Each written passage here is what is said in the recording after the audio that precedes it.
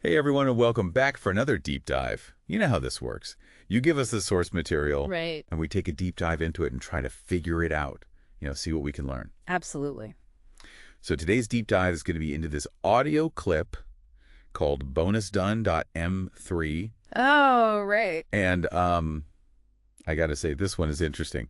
It is this kind of like stream of consciousness monologue Oh, wow. about this person talking about like living their life to the fullest, making the most of every moment. Okay. And I even talk about getting a second chance at life. So Interesting. let's dive in and see what we can figure out about this. Yeah, let's unpack this. The first thing that really jumps out at me is how much the speaker emphasizes making the most of life like. Talk about charging through it with purpose, not wasting a single second. Yeah, it's like they've been given this wake-up call, this Right. realization that time is precious and they don't want to waste another moment, you know what I mean? Exactly. It kind of reminds me of those existentialist philosophers Mhm. like Sartre or Camus, who talk about the meaninglessness of existence. Oh, yeah. But instead of getting bogged down by that, the speaker seems to be using it as fuel, Yeah, like a challenge to create their own meaning to make every action count.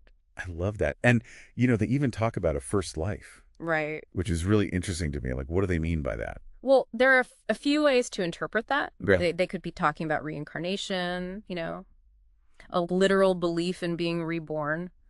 Or it could be more metaphorical. Like they went through a major life change, Yeah. a divorce, a career switch, something that made them feel like they were starting over. It's almost like they're seeing their life now Yeah. as this second chance to get it right, Yeah. could not make the same mistakes they made in their first life. Exactly. And it seems like they want to help others Yeah. make their first try the best it can be. It's like they're saying, hey, I learned these lessons the hard way, so Yeah. you don't have to. You know, it's like that urge to share wisdom, Hmm. to guide others, especially when we look back on our own lives and, Uh, maybe see some things we wish we'd done differently. Absolutely. Yeah. I think there's something very human about that.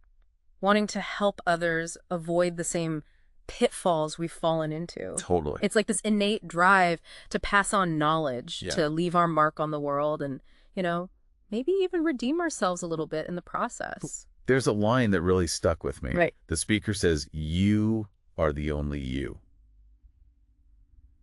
And it's so simple, but Profound. yeah, it's like they're advocating for this radical self-acceptance, Right. like embrace all your quirks and imperfections. It's funny because we live in a world that's obsessed with individuality, Right. but at the same time, we're constantly bombarded with messages about how to be successful, how to be happy, how to fit in. Like, there's this one-size-fits-all formula for a good life. Right.